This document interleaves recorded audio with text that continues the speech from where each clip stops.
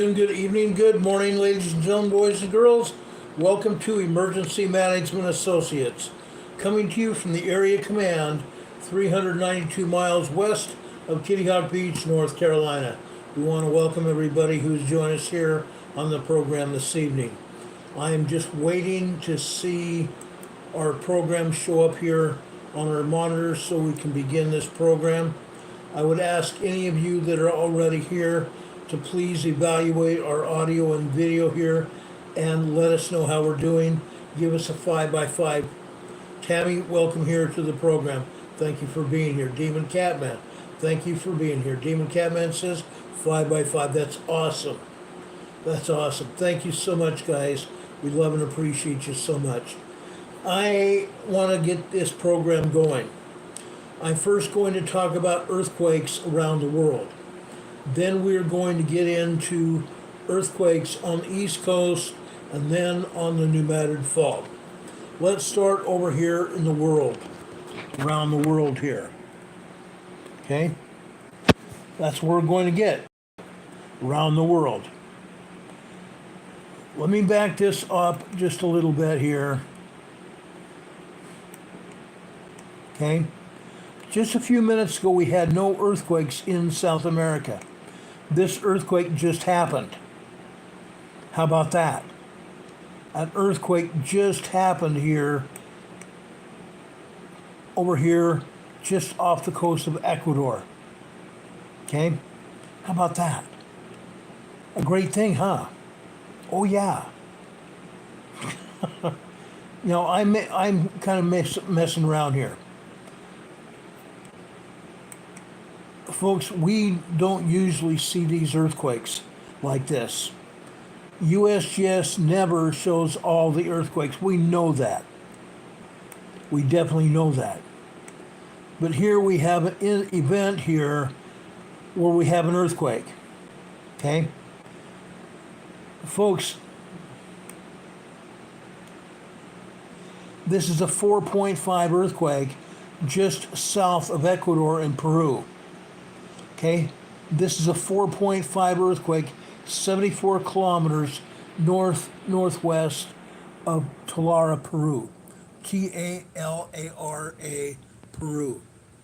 The only other earthquake that is showing anywhere near South America is over here on the West Chile Rise. Okay, this happens to be a 5.0 earthquake. USGS says this is a 4.9. Whenever we have a 4.9, I say bourgeois. USGS always has a 4.9. They tend to lean on the 0.9 society. They reduce every earthquake to the least factor. So this they have as a 4.9.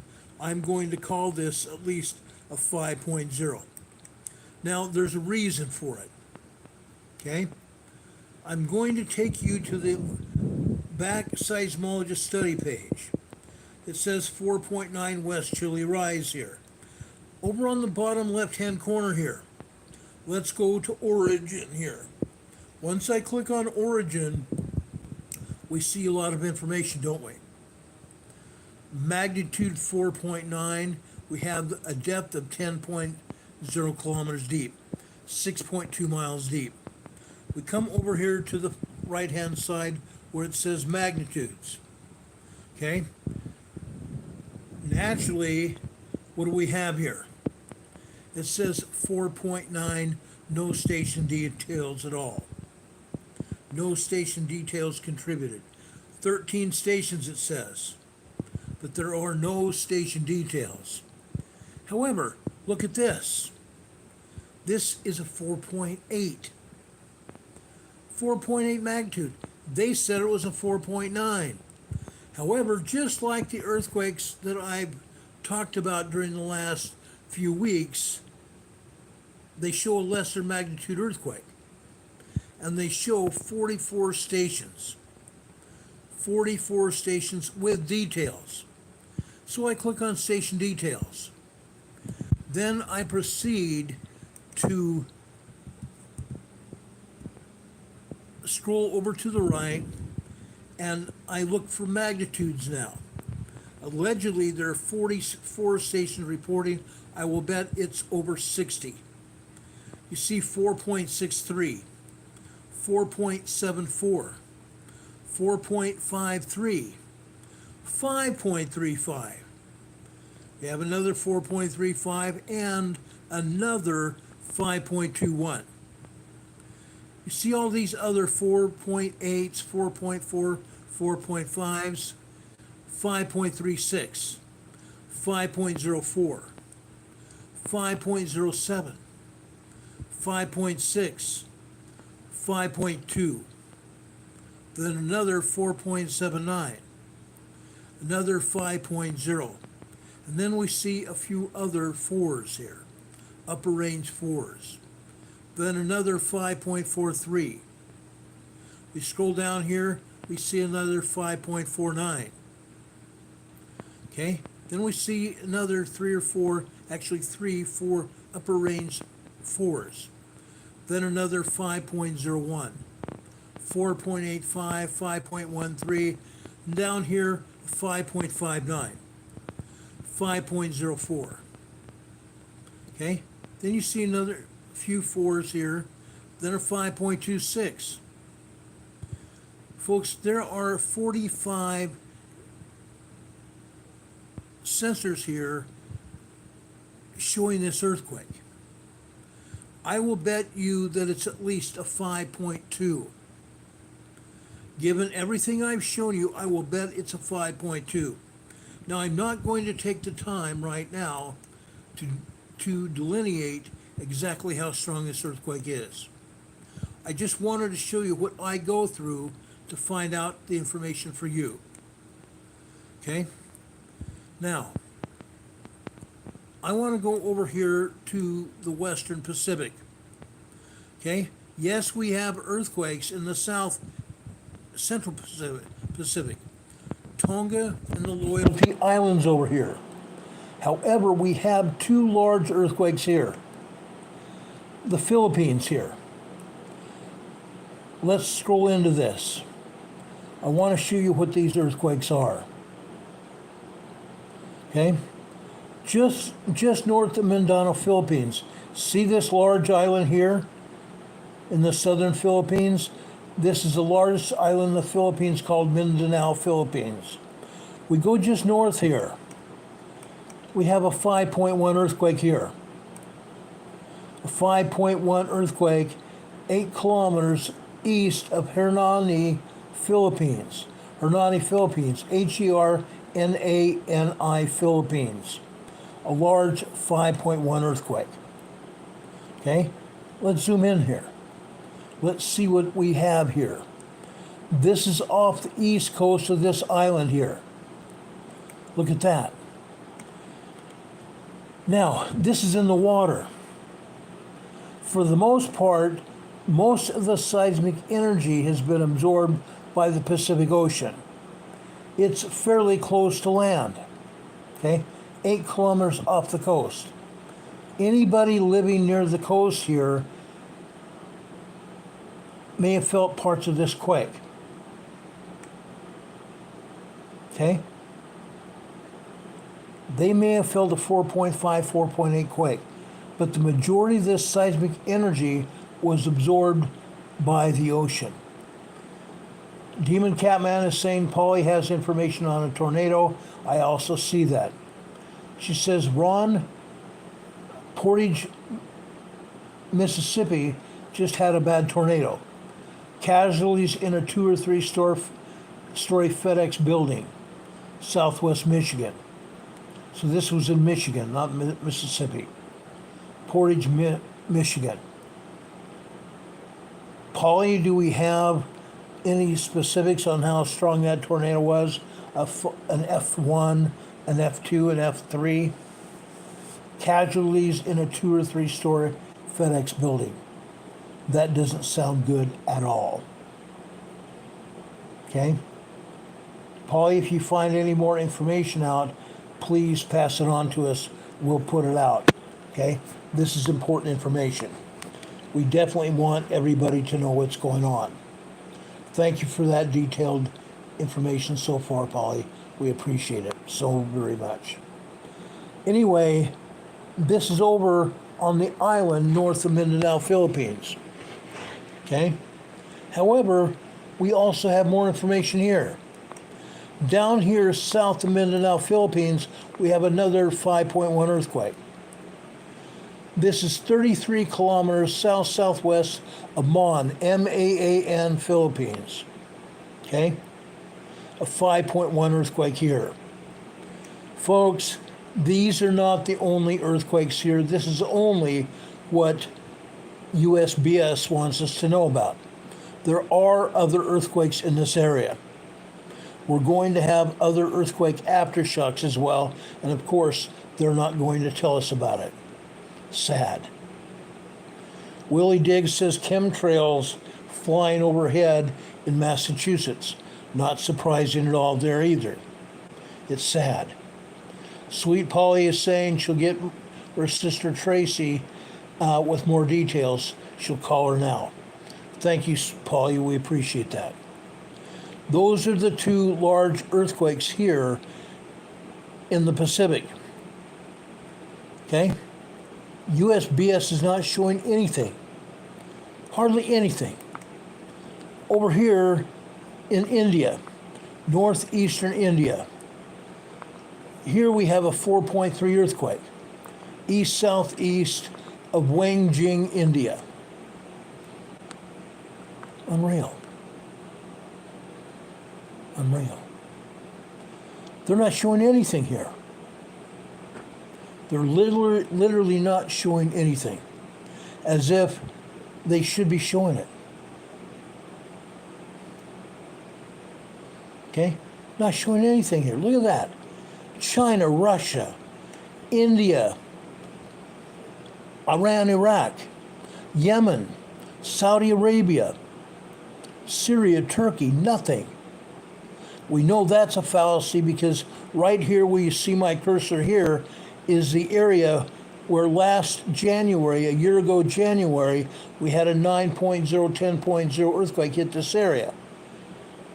Even now, we're still getting 50 to 60 earthquakes, aftershocks, hitting this area every day. And they're not showing it. Further west over here in Turkey, there are more earthquakes here. There are even more earthquakes over here in Greece. And they're not saying word one about it. They're not saying diddly squat about that. Earthquakes in Italy. 38 earthquakes hitting Italy today. They're not showing that, are they? Seiko says hello from the Congo. Thank you for joining us. We appreciate you. Please, if you have not already subscribed, everyone, please make sure you're subscribed to this program. That way you get the latest information. Now, yesterday we had 2 earthquakes down here in southern Africa, in the Congo area. 2 earthquakes. Both of those were 4.3 earthquakes. Fortunately, that was the only thing that happened there. There are other earthquakes that we're not being told about here in Africa. All kinds of things. Further north here in Europe, more earthquakes in France and Switzerland and Germany. More earthquakes here in Spain. They're not telling us. Okay? They're not telling us. There are 3 earthquakes here in Iceland. 3 earthquakes here in Iceland. Right where you see my cursor here in Iceland, there is an earthquake there.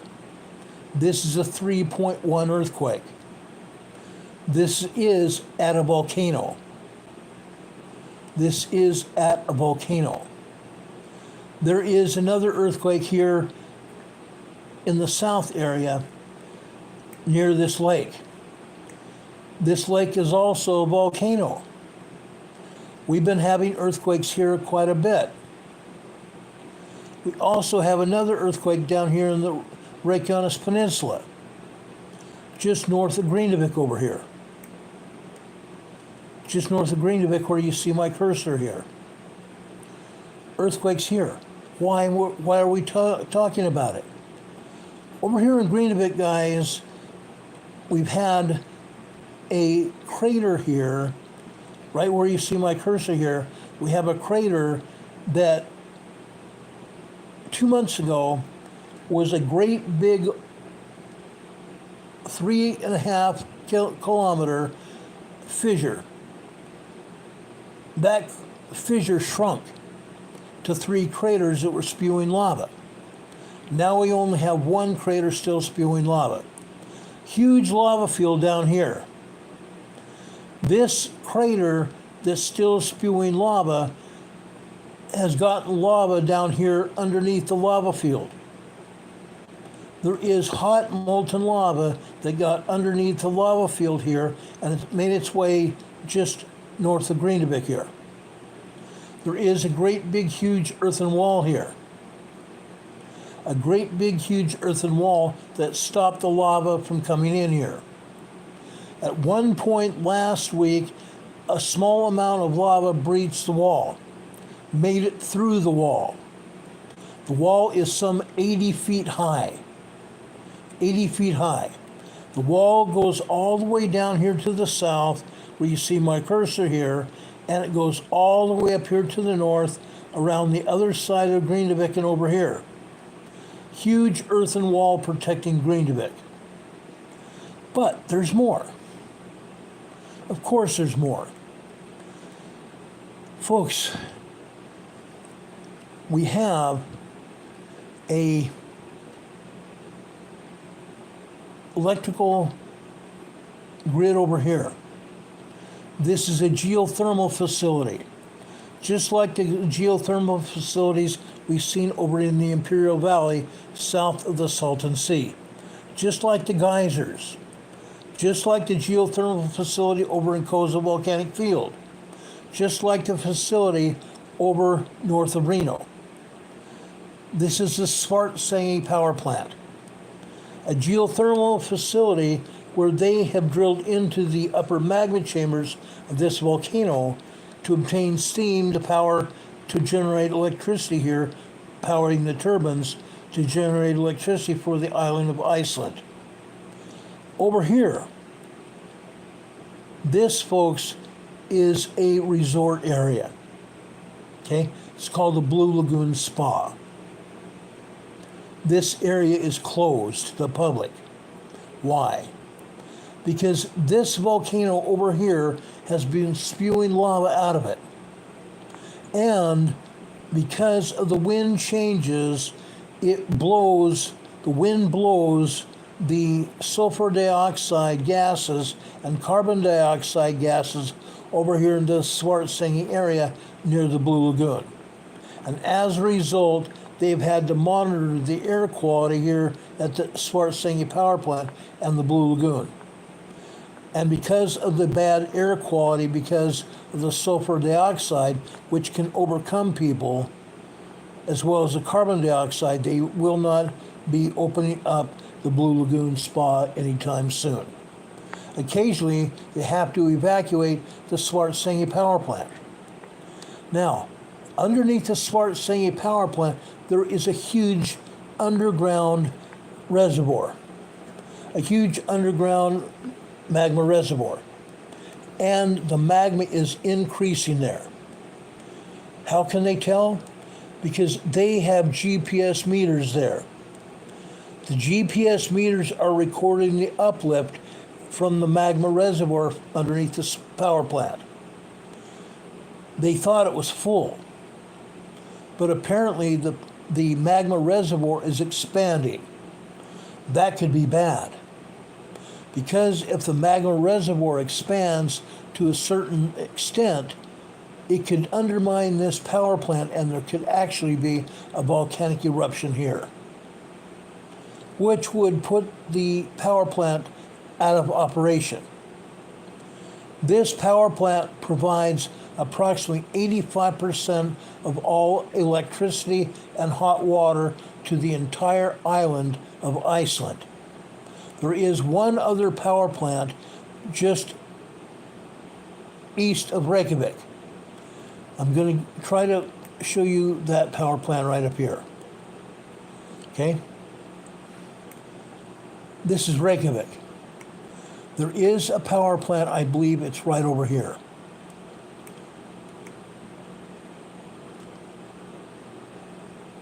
I believe the power plant is right here. This is a small power plant. That's all it is, a very small power plant. It might provide 10% of electricity and water to the island. The majority of the electricity and hot water come from the Svartsengi power plant. They have also been building, just so you know, they have also been building an earthen wall around Reykjavik. Reykjavik is the capital of Iceland. There are approximately 300,000 people living here in Reykjavik. A total of 400,000 plus people in Iceland, complete total. But they've been building an earthen wall around Reykjavik because they believe, the authorities believe, that at some point there will be a volcanic eruption over here on the east side of Reykjavik. So they're doing their best to build a huge earthen wall around the capital city of Reykjavik.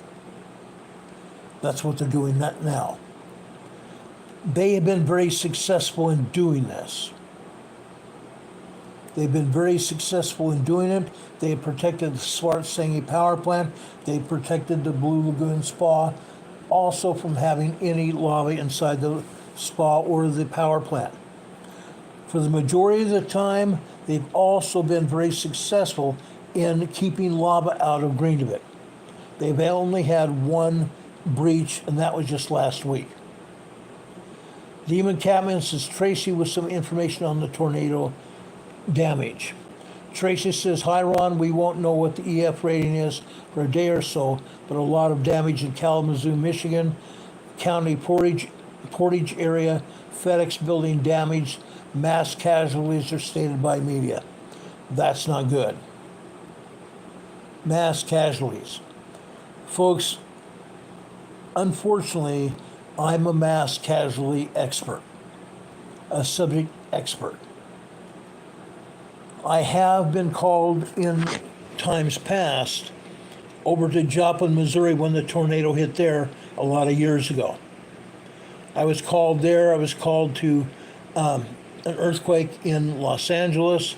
I've been doing disaster drills throughout the United States in 39 different states. I'm considered a subject matter expert. Let's pray for those people in Michigan. That's not good. Just so you'll be aware. Last night between 9 p.m. and midnight last night here in Morganton, North Carolina. And it wasn't just my area either. It was not just my area, it was all over the place.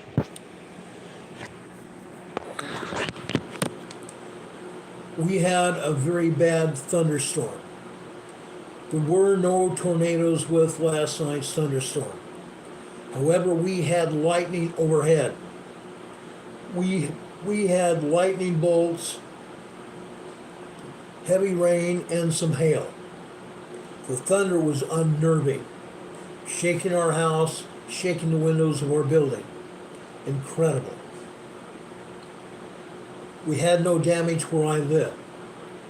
However, there was damage in other areas, and only one person killed, and I believe that was in southeastern Oklahoma. It's sad. But that is what is happening now in the central United States. I used to live in Fargo, North Dakota. At the time, Fargo was considered to be the tornado alley, right in the middle of Tornado Alley. Now Tornado Alley has gone south and east. Most of the tornadoes that we continue to see are mostly in Oklahoma, Illinois, Indiana, Ohio, Nebraska, Missouri area. But it's expanded all over. Even though those are the areas where we have most of the tornadoes, it's not the only ones. Tracy Lowe is saying we have more severe warnings. Absolutely understand that. I totally get that. Sweet Polly Purebred says reception is bad here. We're under another tornado watch in the area. Traces Center information. I appreciate you feeding us this information, Polly. If things get bad, please take cover. Please take cover. You can always get back with us. Or send me an emergency message over to my email or a text message or messenger, and I'll get that. I don't want you to risk your life, Polly. Please don't do that. Please, whatever you do, stay safe.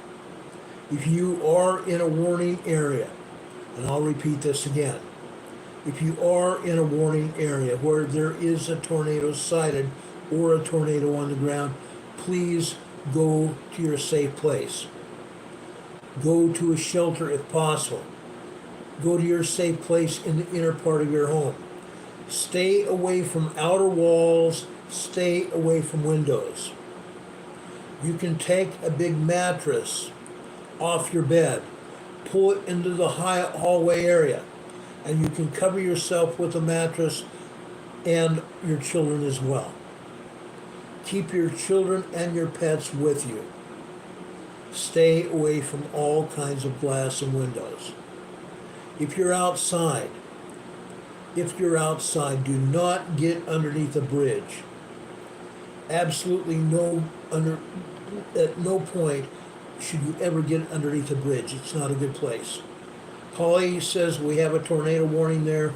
Please, Polly, go to your safe place now.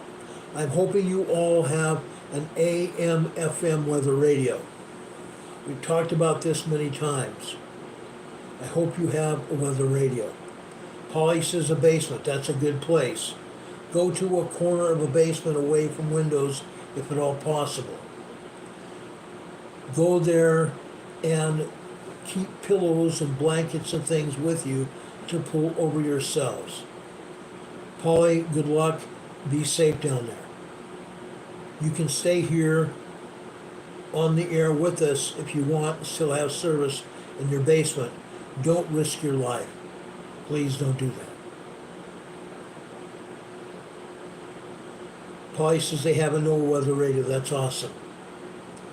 Tune that radio to that radio station so you're able to understand what's going on.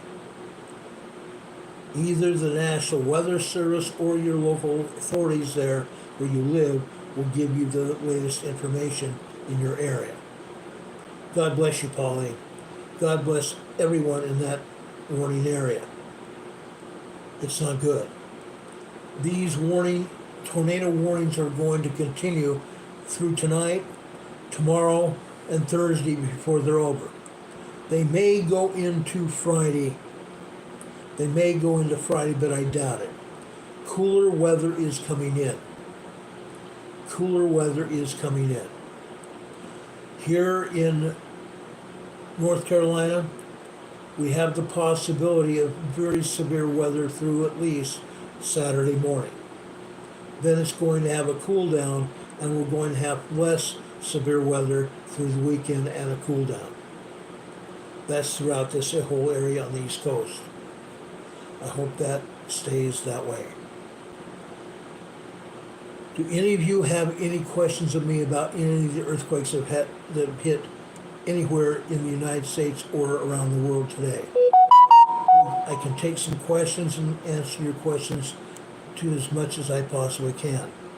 The only other earthquakes I want to tell you about are over in the South Sandwich Islands. Okay? One such earthquake in the South Sandwich Islands in the South Atlantic Ocean, we have a 5.6. It is in the center of the large earthquake sequence, 5.6. Okay? 5.6 earthquake. Okay? We have a 5.6 earthquake there. But that's not the only one they have there. Okay? Also right next to it to the west, we also have a 5.1. Okay? So we have a lower end large earthquake and a 5.6. And folks, that's not all. We also have a 4.9 5.0. Again, the 0.9 society is alive and well. Okay, so we have 3 large earthquakes in the South Atlantic Ocean. All those earthquakes are going to go north. All these earthquakes that we have in the South Atlantic Ocean are going to go north. That's what they do.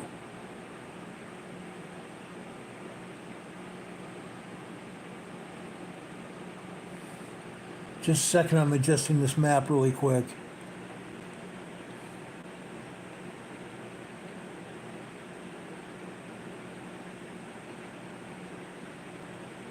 I want to show you what's going on here.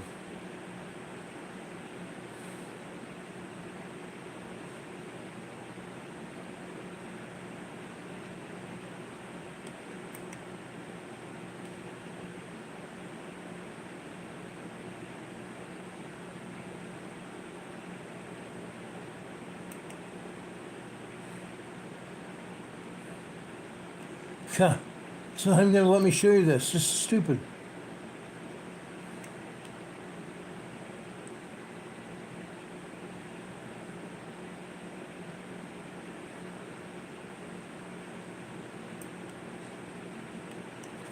Well, let me show you anyway. I just show you these 3 earthquakes in the South Sandwich Islands. These earthquakes are going to migrate up here through the South Atlantic earthquake fault. These earthquakes are going to make their way through the Mid-Atlantic fault all the way up here to the central Mid-Atlantic fault here. And they're going to go north. It should be probably sometime this weekend before we see these earthquakes reach the central Mid-Atlantic fault zone. Then we'll go up into the North Atlantic and head up towards Iceland. Probably by the end of the weekend, we should see large seismic energy up towards Iceland. I fully expect that to happen. That is what happens. That is very much what happens. You also see these 2 earthquakes. This one over in the West Central Pacific Rise. Then this other earthquake over here just south of Ecuador in Peru, just off the coast. Then we have another earthquake over here. It's not going to even let me see this. Well, this is ridiculous.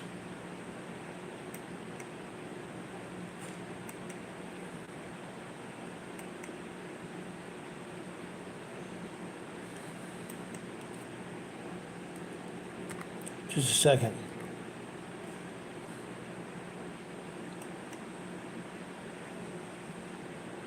I'll get it here.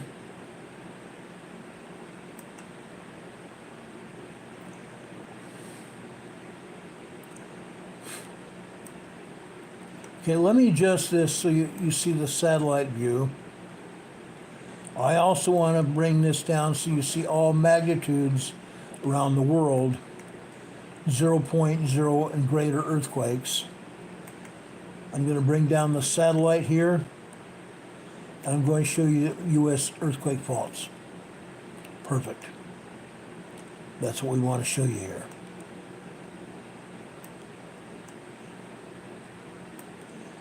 There is that earthquake just off the coast of Peru here, south of Ecuador. Okay, a 4.5 earthquake here. There are a lot of other earthquakes here, probably 24, 25 earthquakes here in Central America. Of course, they're not going to show it to us, are they?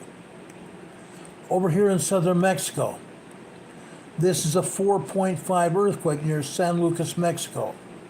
Okay, this is 68 kilometers deep.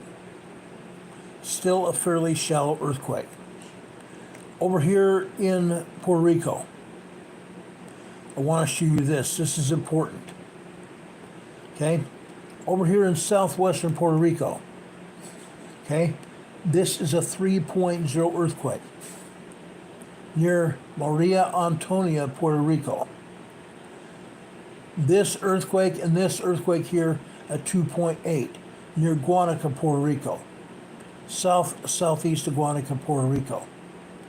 Folks, both of these earthquakes are aftershocks of an 8.0 and an 8.4 earthquake that hit here December 26th and December 28th, 2019. We're still seeing aftershocks from two man-made earthquakes, an 8.0 and an 8.4 that happened here 5 years ago. Okay? I've talked about these man-made quakes before. We can talk about this another time. Demon Catman says he keeps meaning to check out the faults that I mentioned. I love it. Richard Smith, I'm going to try to show you some faults tonight over in Nova Scotia area and Newfoundland. Okay? Northwest of Puerto Rico here. This is in the same location where we had a 6.3 earthquake back also about 2020. This was the same time that Hurricane Maria was hitting the southern coast of Peru, or not Peru, southern coast of Puerto Rico. The same evening, just about an hour after the hurricane hit the southern coast of Puerto Rico, we had a 6.3 earthquake right here. Today we're having a 3.3. I don't think this earthquake here has any relationship with the 6.3 that hit here some 4 years ago. However, it's just one more earthquake here.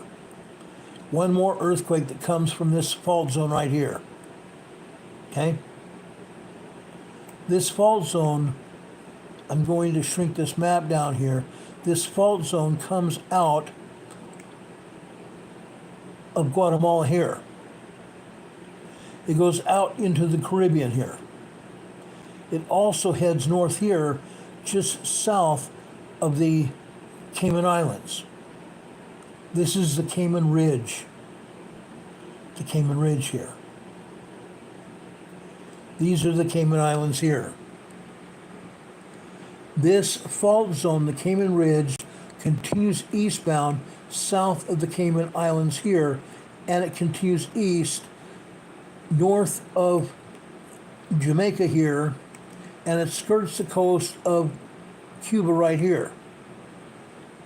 It continues eastbound over Haiti and the Dominican Republic here,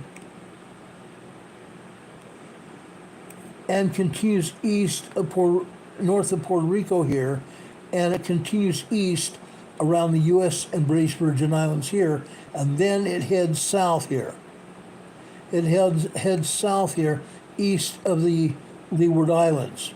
Then it goes all the way south here until it gets almost to Venezuela, at which time it takes a very huge westward turn and goes right into Venezuela here.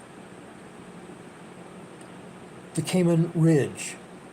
These two earthquakes here, this one northwest of U.S. British Virgin Islands here, this is a 4.0 earthquake. USGS has it at a 3.9. This earthquake was dropped off from the Cayman Ridge here. This earthquake just northwest of Santa Maria, San Antonio, Puerto Rico, also got dropped off from the Cayman Ridge here, from Central America. Just so you know. It happens. It happens. Now I want to go over here to the east coast of the United States. Right here in the upper part of the northeast coast of the U.S., we have another earthquake today in New Jersey. California, New Jersey. This is a 1.7 tremor here. A 1.7 tremor here in New Jersey. This is an aftershock of a 5.9 earthquake. an aftershock of a 5.9 earthquake that hit here 3.5 weeks ago. It came out as a 4.5, and I did the math and found out, the math in the investigation, and found out it was actually a 5.9 earthquake. I do that because I want to help protect lives. We're still seeing earthquakes here. Yes, they're only tremors, but that was a large earthquake and it caused damage. Delete Funds is asking any predictions for New Madrid. Give me about 20 minutes and we'll talk about New Madrid Fault. Okay? I first want to talk about earthquakes here on the East Coast. Then we'll get over to the New Madrid Fault. I have my forecasts for earthquakes on the East Coast and the New Madrid Fault. Earthquakes here on the East Coast are not too bad. They're not too bad. Even up here around Newfoundland, over here in Nova Scotia area, yes, we have fault zones, but we're only getting 2.1, 1.8, 2.3, 3.5 earthquakes at best. The largest earthquakes here. But why are we getting earthquakes here on the East Coast? Because of this huge earthquake fault here in the central Mid-Atlantic Ocean. The Mid-Atlantic Fault here is expanding. The Mid-Atlantic Fault here is expanding from the north to south here. It's expanding. It's pushing Africa and Europe in an eastward direction. It's pushing North America, Canada and the United States and Mexico in a southwesterly direction. Okay? It's all over. It's all over. Just because the Mid-Atlantic Fault is expanding. That is why we're getting earthquakes here on the East Coast. Let's specifically talk about earthquakes on the East Coast right now.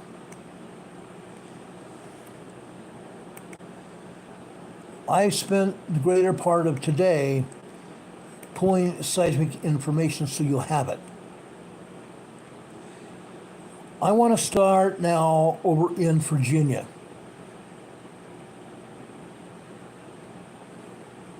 I want to start in Virginia. The greater part of what I'm going to talk about is going to be from Virginia south. Let's go over to Accomack, Virginia. Accomack, Virginia today. Look what we're seeing here. That's incredible information. This seismogram is from March 28th.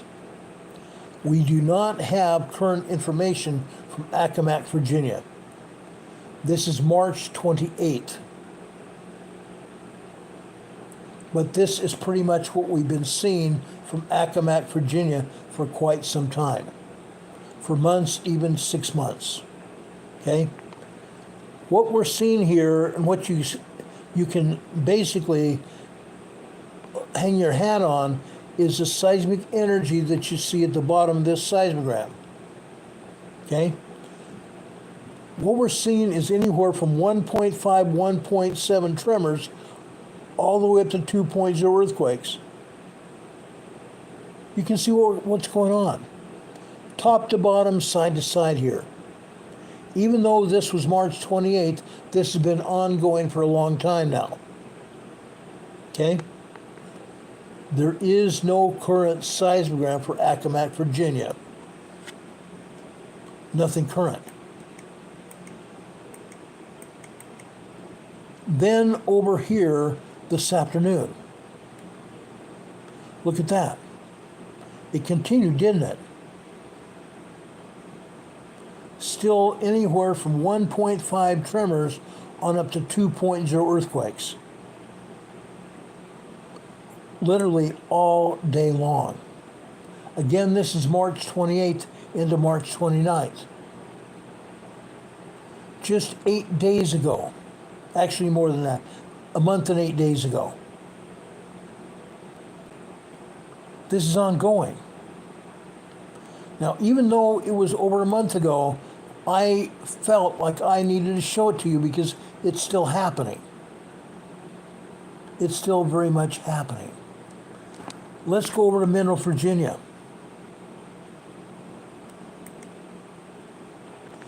This is Mineral, Virginia, guys.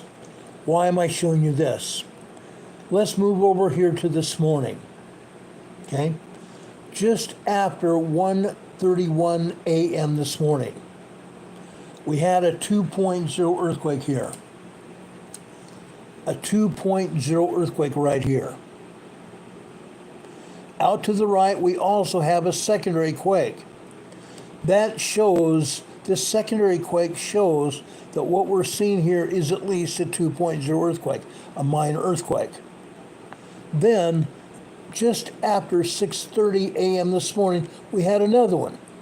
This time, this earthquake was a 2.5. And it actually started over here. It actually started here just after 6:29 a.m. this morning. Okay? It didn't last long, but maybe 5 to 10 seconds. It continued over here. Then it settled down to some tremors, and then it kicked up again to about a 1.7 tremor here. That's what we're seeing here. Mineral, Virginia, guys. Yes, we're seeing microquake activity here. We're seeing minor 1.0, 1.1, 1.2 tremors here. All this here. And all of this here. This is just tremor activity from Mineral, Virginia. Let's show you what happened this afternoon.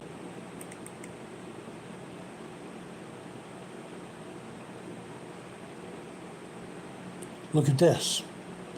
These are just minor tremors here, aren't they? Just minor tremors. What about this one over here?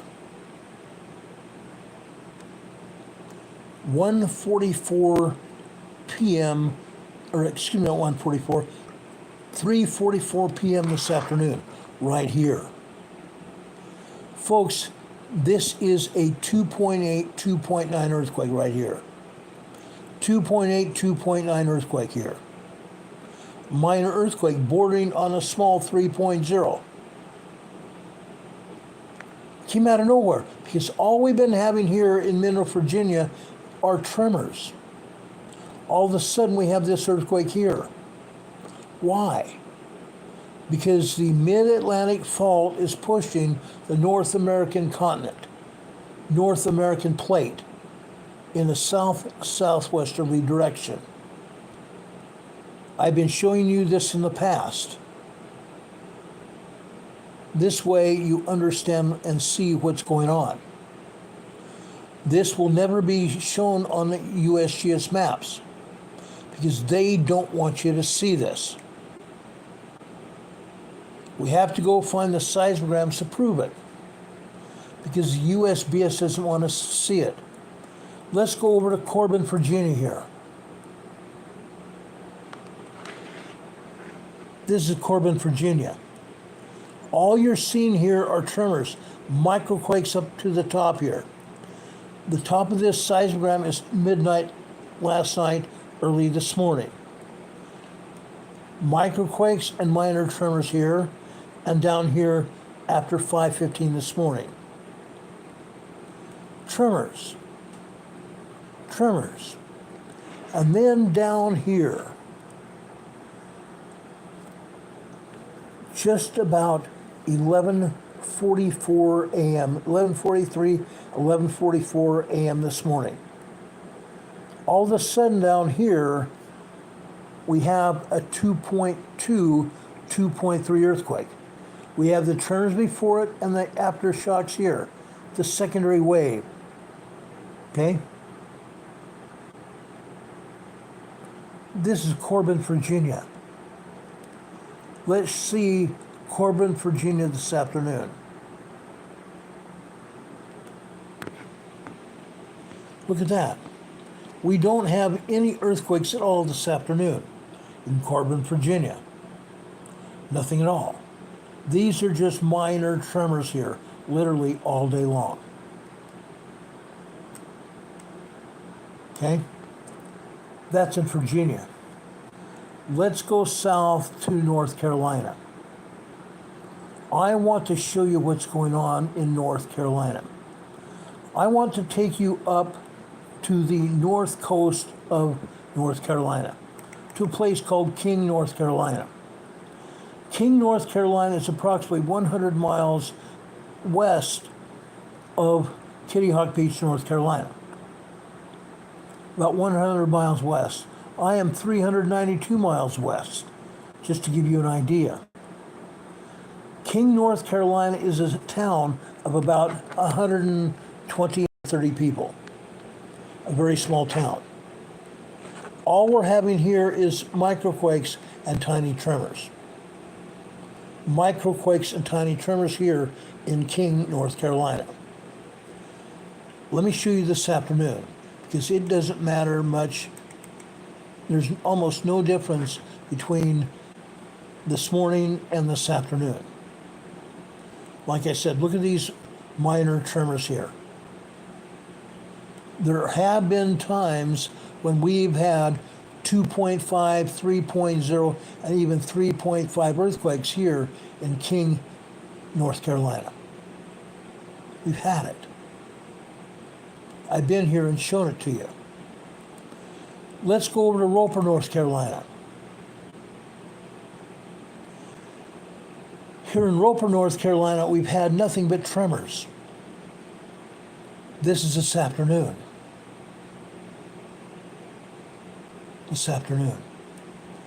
Roper, North Carolina this morning. Right here. The same holds true here. Right here. This is about 8:11 a.m. this morning. Here, this may be a 2.0 earthquake, but I think it's closer to a 1.7, 1.8 tremor. Oh, a pretty good tremor sequence right here. And 1.5 tremors here, 1.3, 1.4 tremors here, 1.2, 1.3 tremors here. It's very quiet here in Roper, North Carolina. Roper, North Carolina is a town of about 1,000 people. Still a very quiet place. Okay? However, we have seen 3.0 earthquakes in Roper, North Carolina. Let's go south to Rowland, North Carolina. Rowland, North Carolina.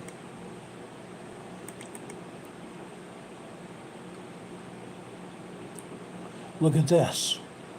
Again, the top of this seismogram is midnight last night into this morning. All this time, even down to 7 a.m. this morning, 7 hours, nothing but microquakes. This sequence here is probably a 1.0 tremor. Okay? A 1.0 tremor that lasts 1, 2, 3, 4, 5, 6 minutes long. Okay? That's about it. Then this morning, after 1, 2, 3, 4, 5, 6, actually 5, 7:20 a.m. this morning, almost 7:21 a.m. this morning, we have this earthquake. This is a 3.0 earthquake. From the very tip of it right here to the bottom of this earthquake down here. A 3.0 earthquake. We had a tremor sequence leading up to that quake and a secondary quake right here. About 30 seconds of a secondary quake. Then we had more tremors. Then, about 8:33 this morning, we had a 1.7, 1.8 tremor here. Then we go about 10 minutes, and all of a sudden over here, guess what? I believe this was approaching a 3.0 earthquake. 2.89, 3.0 earthquake, right here. Then we have tremors here. Roland, North Carolina. This is typical. However, we have seen more earthquakes here before than we're seeing now. Okay? This afternoon in Roland, North Carolina, guess what? All we're seeing here are 2.0 earthquake up here at the top. This here is a 2.8, 2.9 earthquake here. Yes, it's possible this may have been as much as a 3.0. We're having tremor sequence here. 1.7, 1.8 tremor. This is a 2.8 earthquake here. This is a 1.7 tremor here. Down here this afternoon, after 2:31, 2:34, 2:34 this afternoon, we have another 2.8, 2.9 earthquake. Then down here, this is 3:35 this morning. Actually, let me see, it might have been 3:36. 1, 2, 3, 4, 5, 6, 7. 3:37 this afternoon. This is a 3.0 earthquake. We've got a lot of tremors. We had some minor earthquakes and a 3.0 earthquake here. This is typically what we see here in North Carolina. Again, caused by the Mid-Atlantic Fault pushing the North American Fault, the North American Plate, in a west-southwesterly direction. Richard Smith is reporting all the other earthquakes in Biobío, Chile, 3.9, 4.0 in Biobío, Chile. Yes, Diane Kelman says New Jersey has been active. It's still active. Molucca over in the Indian Ocean, not Indian Ocean, Indonesia. Molucca, a 4.1 earthquake, typical. A 3.2 in western Texas, very typical. Those earthquakes in western Texas are ongoing. Those earthquakes in western Texas started about a year and a half ago. Just tiny tremors, and they worked them way up to 3.0, 3.5 earthquakes in western Texas. India has been having earthquakes for some time. The earthquakes in India have been coming from Indonesia, working their way north and west up into Myanmar, well actually Vietnam area, Cambodia, Thailand area, up into Myanmar and over into India. That's what we're seeing. Okay? Bradley Gamer says, okay, this sounds like you said this was normal. This is very normal right now. This is very normal. Okay? Now I want to go over here and show you a seismogram from just about 45 miles north and west of me. This is Taylorsville, North Carolina. Taylorsville, North Carolina. Look what we have here at the top. This black line here is midnight last night. Look at all these tremors here. Look at all these tremors. The last one happened after 12:46 a.m. this morning. Over here, folks, this is 12:27 a.m. this morning. Here we have a 2.8 earthquake. This is a 2.8 earthquake. This, like I said, is 45 minutes northwest of where I live in Taylorsville, North Carolina. Okay? Yes, we do get earthquakes here. I have also felt tremors and minor earthquakes where I live. 2 years ago, Morganton got a 4.5 earthquake just west from where I live. Literally, no more than a mile west from where I live. All we're seeing now are just tremors. Very tiny tremors. I can look over on my desk and see water moving in my water bottles, and I know that we're having a tremor. You can't feel them, but you can see the water move in my water bottles. Here is this afternoon in Taylorsville. Again, all we're seeing here are tremor activity. There are microquakes up here, microquakes down here, but right here in the middle, between 1:15 a.m. or 1:15 p.m. here, this is 1:35 p.m. here, and down here, this is 2:15 over on the left-hand side, but we're seeing these tremors here, okay? Then over here after 2:30 here, you're seeing these tremors here. There's no big movement here. There is no real big movement here in North Carolina. But I'm showing you there is movement. There is very much movement here. Now I want to go south here. I want to go south into South Carolina. We have seismic energy up and down the entire east coast of North America. I'm going over here to Blacksburg, South Carolina first.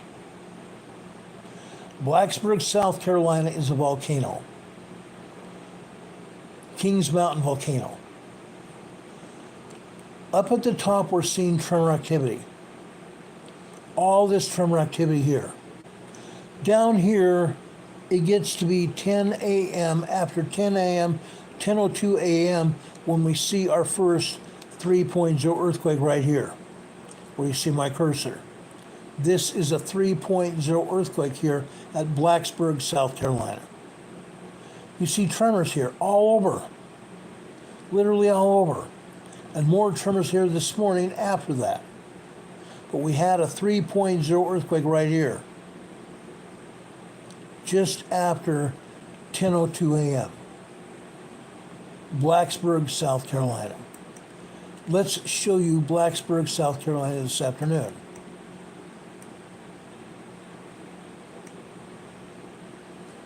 Look at this. More tremor activity here. But we do have an earthquake. 1, 2, 3, 4. 4:34 p.m. this afternoon, we have another 3.0 earthquake right here. Small earthquake. 3.0 to 3.9 are small earthquakes. 2.0 to 2.9 are minor earthquakes. 1.0 to 1.9 are tremors. And you're seeing a lot of tremors here. Okay? Blacksburg, North Carolina, or South Carolina. Blacksburg, South Carolina. How about Scranton? Good old Scranton. Look at this. Just microquakes up here.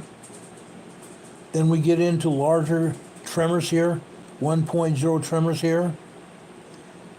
1.6, 1.7 tremor here. All you're seeing is tremors here. Scranton, South Carolina. How about Scranton, South Carolina this afternoon? Look at this. More tremors here this afternoon. This is ongoing seismic movement. Polly saying tornado warning still in effect. She'll keep us posted. Thank you, Polly. We appreciate that. Richard, I appreciate you keeping us up on what's going on down in the Pacific, Indonesia, and the Philippines. Thank you so much, guy. You're awesome, Rich. Appreciate you so much. Richard's also telling us about a 2.4 earthquake in the Los Angeles area. We'll go over to Los Angeles in a few minutes and take a look at that. Okay? Like I said, Southern California is going to get hit with a dose of seismic medicine very soon. It keeps happening. Let's go over to Sumter, South Carolina. Sumter, South Carolina is east of Lugoff and Elgin, South Carolina. Look what we're seeing here. USGS is not saying anything about this. The news media is not saying anything about this. But look at these seismographs. Okay? This, folks, darn it, don't know why that happened. This, folks, is this morning, Sumter, South Carolina. Up until approximately 8:18 a.m., all we had were microquakes and tremors. At 8:18, we have another several 3.0 earthquakes back to back here. 2 to 3 3.0 earthquakes right here. Then about 8 minutes later, we have another one here. This one may have been bigger. I'm saying this is probably a 3.3 earthquake here. Both of these threes were felt. Both of these threes were felt. Why are we seeing this in Elgin, Lugoff, and Sumter, South Carolina? Because, folks, these earthquakes are happening in the foothills of the Blue Ridge Mountains, the foothills of the Eastern Continental Divide. That's why we're seeing these in Sumter, South Carolina. But, folks, guess what? Look this afternoon. These continued in a large way. Over here on this green line, this is 12:58 this morning, or this afternoon. 12:58 this afternoon. Look at these earthquakes. This is 3.5 earthquakes here. These are 3.5 earthquakes back to back to back to back. This lasted 45 seconds. This small seismic sequence, 3.5 earthquakes, lasted about 40 seconds, 45 seconds. That's a long duration of minor earthquakes, small earthquakes. Then it went back down, it calmed down for about an hour or two. Then all of a sudden it hit up again, right here. Okay? This is 2:43 p.m. this afternoon. This is pushing a 2.8 earthquake. Minor earthquake right here. Minor earthquake here just a minute later. Then we come over here to this black line. The black line over on this left-hand side is 3 p.m., 1500 hours. We don't see anything in decent by saying small or minor or larger earthquakes here. Not after 3 p.m. However, after 3:15 on this red line, what do we have? Almost at 3:02, I'm sorry, not 3:02, 3:17 p.m. I'm sorry, I just dropped my camera here, dropped my tablet. But right here at 3:17, or just before 3:17 p.m. this afternoon, we have a 2.5 earthquake. And then it ramps down, and about 30 seconds later, it takes off again. This time we have a 3.0 earthquake here. Multiple 3.0 earthquakes. There's a lot of shaking for about 10 seconds. Then it drops down to tremors again, and then it wraps up. This time, this is a 3.3, 3.4 earthquake right here. Small earthquakes here. South Carolina, guys, and nobody else is telling anybody about it. But the people here felt it. There are felt reports, but there's no recognition of these earthquakes by the agency. Absolutely none. Why not? Inquiring minds want to know. Then after that 3.3, 3.4 sequence, all of a sudden, look at this. This triangle here. A secondary wave here. This secondary wave lasts almost a minute. Almost a full 60 seconds. Then it ramps down to tremors again, and then all of a sudden, we have another 3.0 earthquake right here. It ramps down to tremors again, 1.0, 1.1 tremors here, and then all of a sudden, over here, we have some more 2.8, 2.9 earthquakes right there. Then it's quiet until over here on the 330 line. Over on the left-hand side, this is 330. Then we come over here, 1, 2, 3, 4, 5, 6, 7, 8. Just after 3:38 this afternoon, all of a sudden, we're having 2.9 earthquakes here. This is a 2.9 earthquake here. Then again, we have a secondary quake here, a secondary shock. These shock waves continue for quite some time, don't they? The secondary wave here lasts a minute here, another minute here, and another minute here. And another minute here, and another minute here, and another minute here. That was a good-sized earthquake, wasn't it?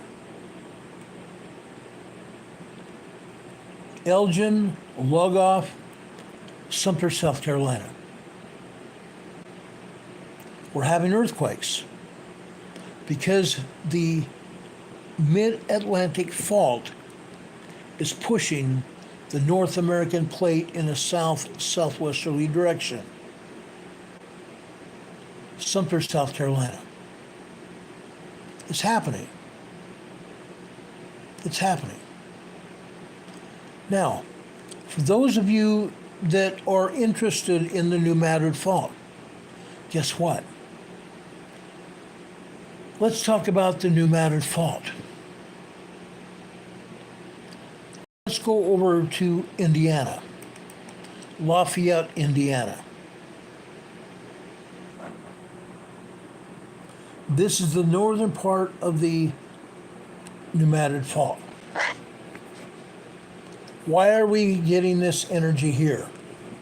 Because, folks, the mid-Atlantic fault is pushing the North American plate. And it's sandwiching the New Madrid fault. Because we have energy over on the West Coast. And that energy is also pushing over to the east. It's also pushing over to the east. The East Atlantic fault,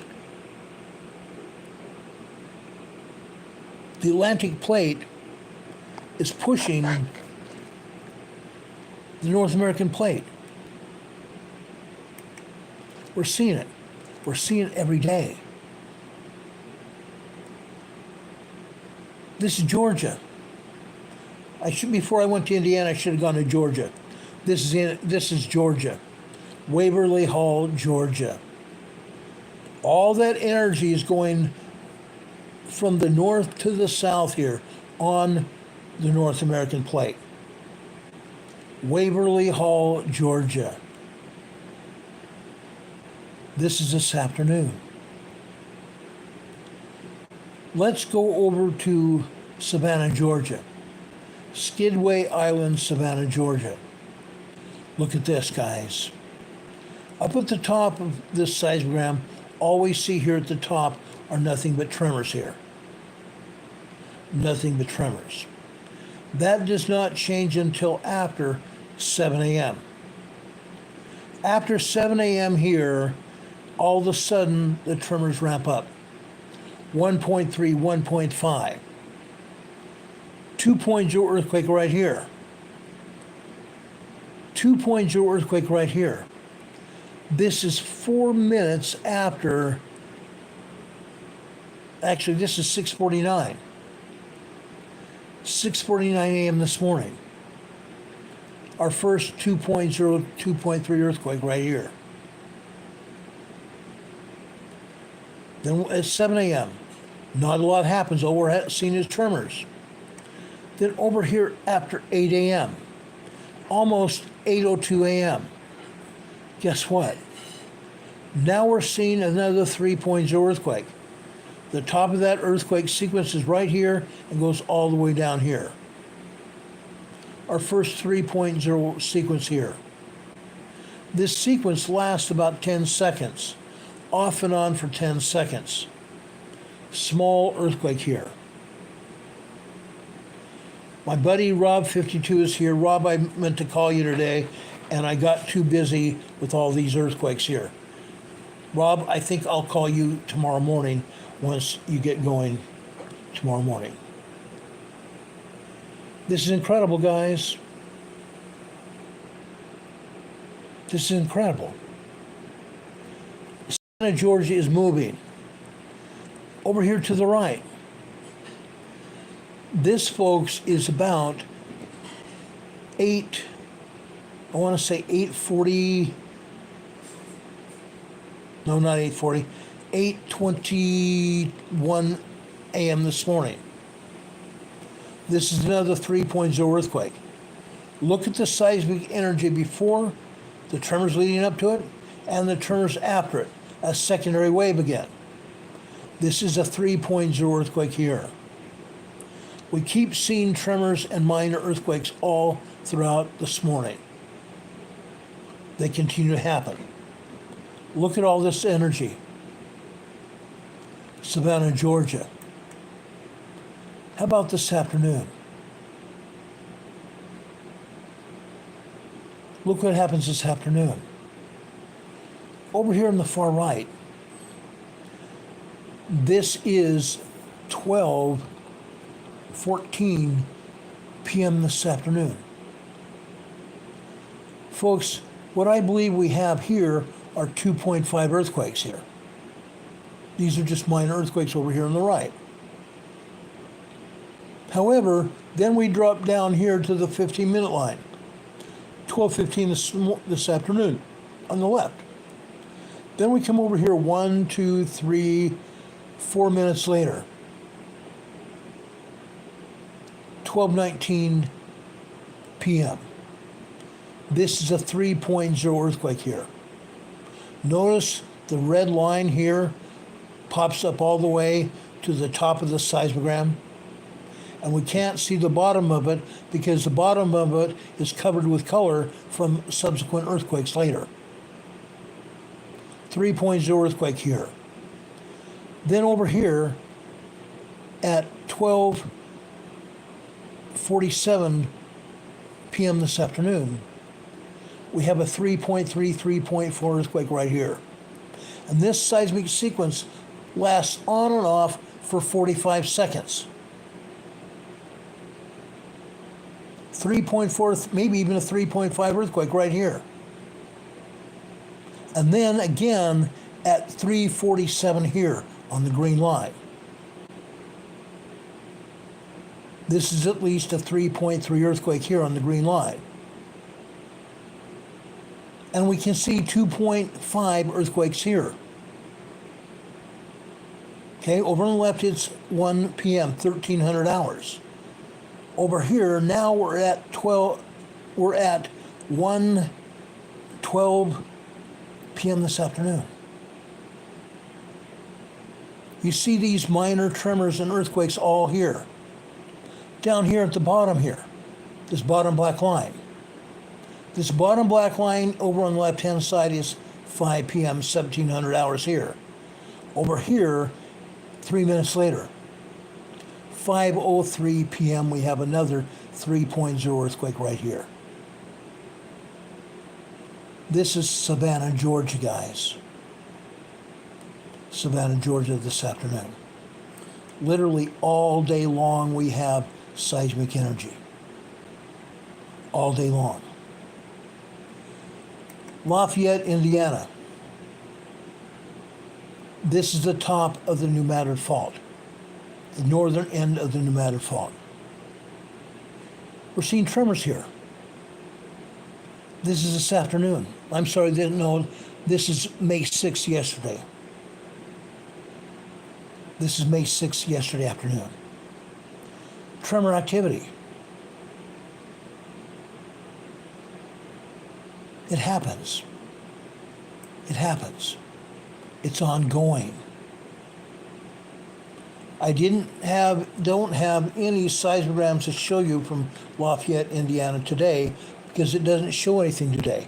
They turned off the seismograph. They turned off the seismograph. Incredible. Incredible. Over on the southern side of the New Madrid Fault, Vicksburg, Mississippi. Look at this. The top of this is midnight last night, early this morning. These are microquakes and tremors. Nothing more than microquakes and tremors all the way down here until 6:15. Then we had a few tremors here for about a minute, minute and a half. And then it died out again until 7:21 a.m. this morning on this red line. Folks, this is a 3.3 earthquake. A 3.3 earthquake. It lasts for about a minute, or not a minute, but a second or two, and dies out. We have plenty of seismic energy, tremors, and 2.0 earthquakes prior to that. Maybe just two 3.0, 3.3 earthquakes back to back, and that's it. Then it dies out to microquakes and tremors here. Not for very long. Over here on the right-hand side, it starts to build up with 1.2, 1.3 tremors here. That continues over here on the blue line, which is 7:30 here. We go all the way over here to the right, and we're starting to see 2.0 earthquakes again. On the green line, 7:45 here. It's fairly quiet. We see some seismic activity hidden behind this black line here at 8 a.m. We come over here to the center of the seismogram here. This is about 7:50, I want to say 7:51, 7:52 this afternoon, or this morning, and we have 2.2, 2.3 earthquakes here, right here. Okay? We come over here and they build up again. You see this line here. This is a 2.8, 2.9 earthquake right here. Just before 8 o'clock. Okay? This happened about 7:57 a.m. this morning. Then we come over here to 8 o'clock. For about the first minute and 3/4, we have a bunch of tremors. 1.3, 1.4 tremors. Then it ramps up to larger tremors. Then right here it wraps up to 2.0, 2.3, 2.4 earthquakes right here. Then it continues on. It ramps up to 2.8, 2.9 earthquake here. Then a minute later, all of a sudden we're now at 3.2, 3.3 earthquake right here. And this sequence lasts about 15 seconds. Small earthquakes continuing for 15 seconds. That's a long time. You're feeling this. The ground is moving. Books and knickknacks are falling off the shelves. You're feeling it under your feet. You see all this other seismic energy here? Look at all these tremors. And we may have some 2.0 earthquakes here. Vicksburg, Mississippi, on the southern end of the New Madrid Fault.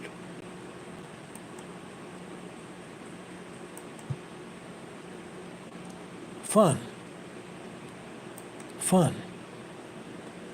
Vicksburg, Mississippi this afternoon. Look at this. The energy did not stop. The energy did not stop. This is Mississippi. This is the eastern side of the New Madrid Fault. Look at these earthquakes here.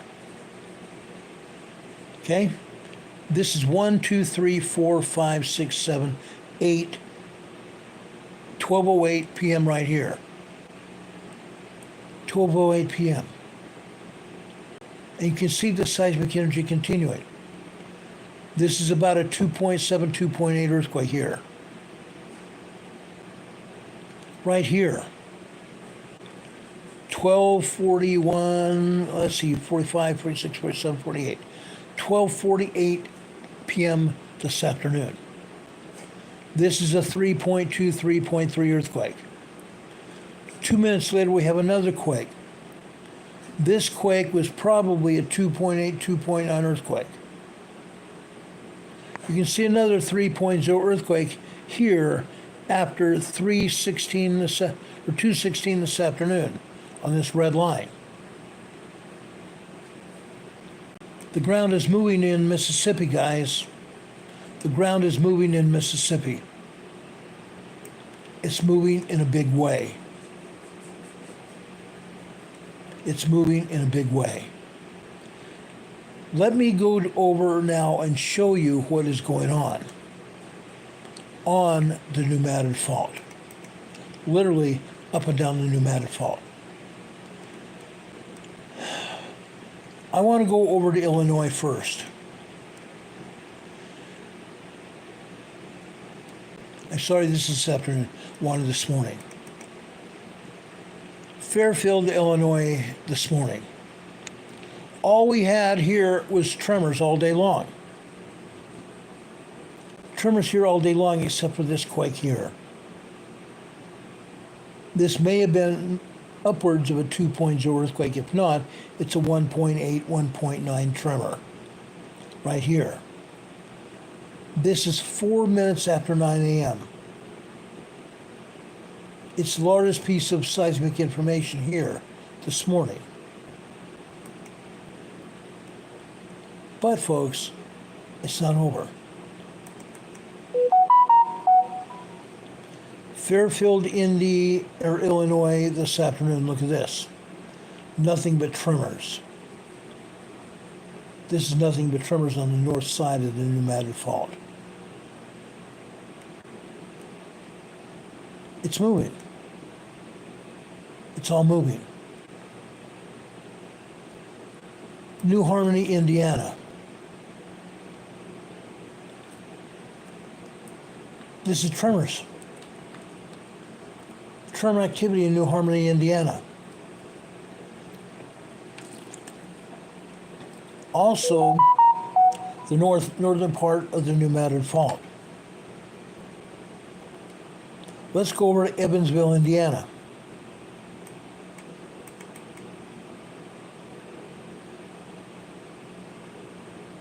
Look at that. More tremors here. Microquakes and minor tremors here. 1.0 tremors up here at the top. And it gets less than that. It goes down to microquakes and becomes tremors again. Down here in the center lower part of this seismogram, this is after 8:05 a.m. this morning. This is a 2.2 earthquake here on this black line. Okay? Just after 8:05 a.m. Then we have another earthquake down here at the bottom of it, on the bottom green line. This is 3 minutes after 11:45, which is 11:48 this morning. This is a 2.8, 2.9 earthquake. Evansville, Indiana. Evansville, Indiana this afternoon. Nothing but tremors here. The northern part of the pneumatic fault is weak. We've had earthquakes here before in Indiana and Illinois. But right now, all we're having are tremors. That's about it. That's about it. But, guess what? Let's drop down over into Missouri. Barker Cemetery in Missouri here. The center part of the pneumatic fault. Yes, we're having at the top, you see microquakes, you're seeing tremors here. Sometimes the tremors are actually moving. You see the ground moving through the seismogram. Okay? After 7 a.m., 7:04 a.m. this morning, we see a 2.8 earthquake here. A minute later, just over a minute later, all we see here are 1.7, 1.8 tremors here. Okay? Barker Cemetery, we've seen a lot more seismic energy than this in the morning hours of any morning. But this is mild. This is very minor compared to what we've seen here before. Let me show you Barker Cemetery this afternoon.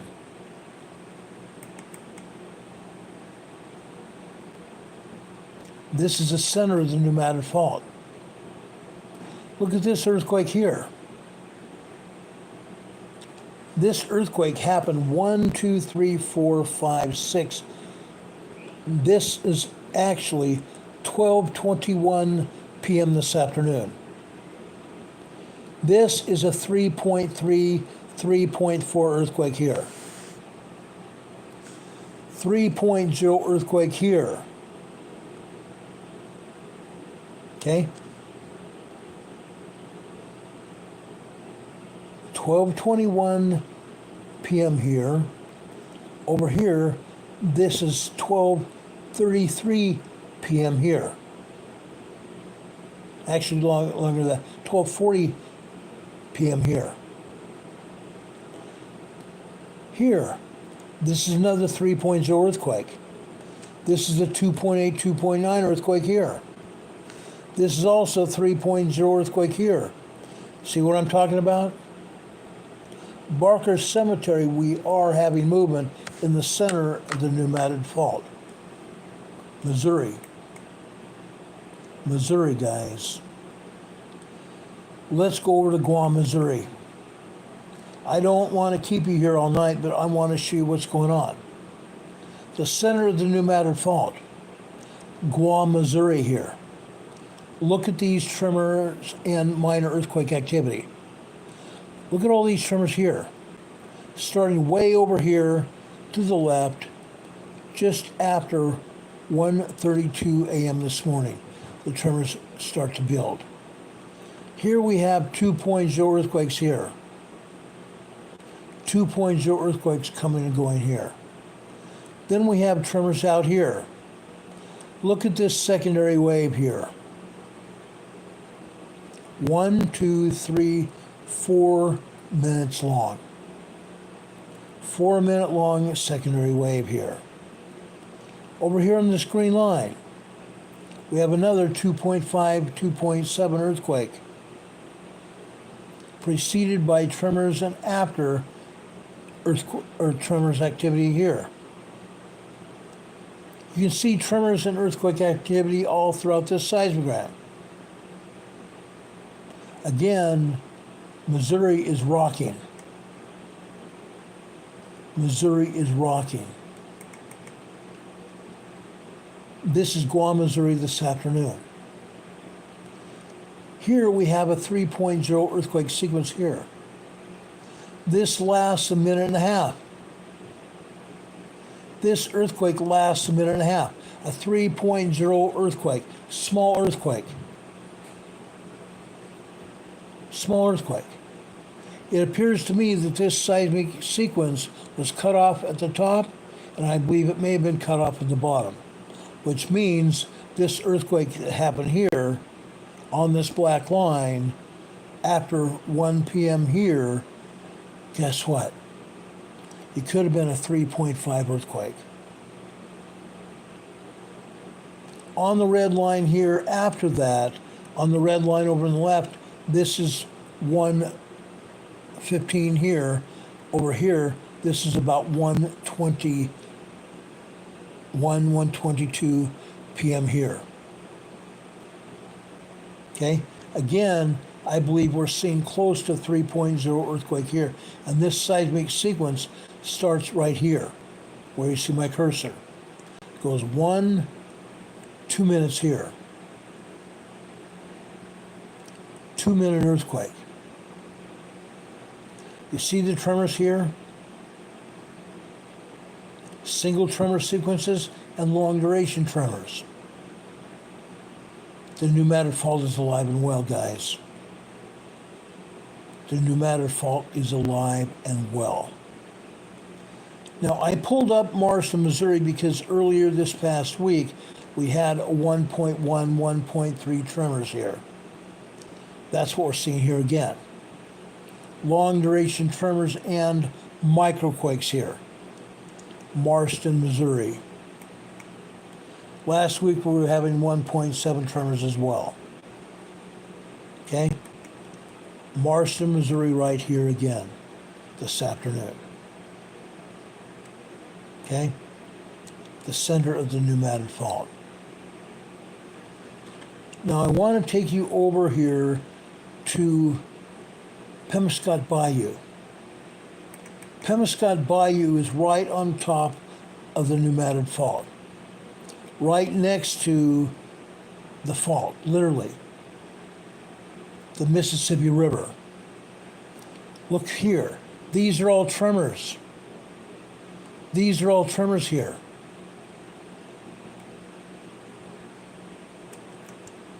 The pneumatic fault is moving. Penobscot Bayou this afternoon. The same thing.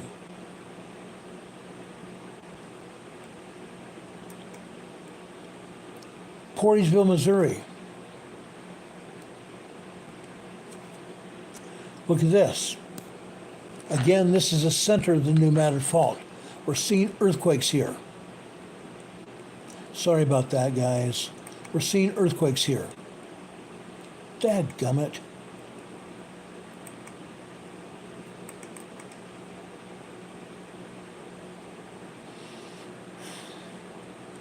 Portersville, Missouri. 2.8 and 3.0 earthquakes. 3.0 earthquakes here on the green line just after 7:50 a.m. this morning. 3.0 earthquake. And it lasted a while, didn't it? The whole sequence. About a total of 3.5 minutes long. From the start of the tremors until the 3.0 was completely done. Again, this is right on top of the pneumatic fault.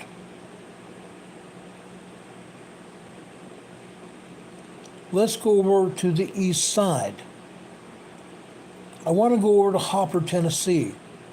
Hopper, Tennessee is about 100 miles west of Morganton, North Carolina, where I live. Look at the earthquakes happening here. Hopper, Tennessee. This is the Blue Ridge Mountains, guys. This is happening in the Blue Ridge Mountains.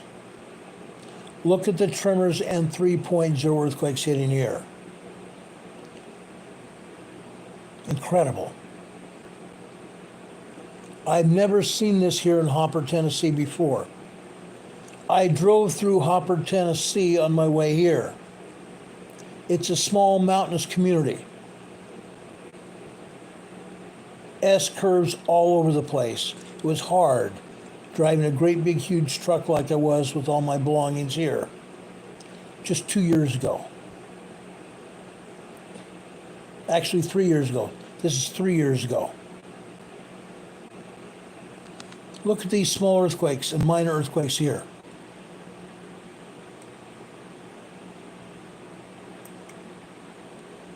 I never would have thunk.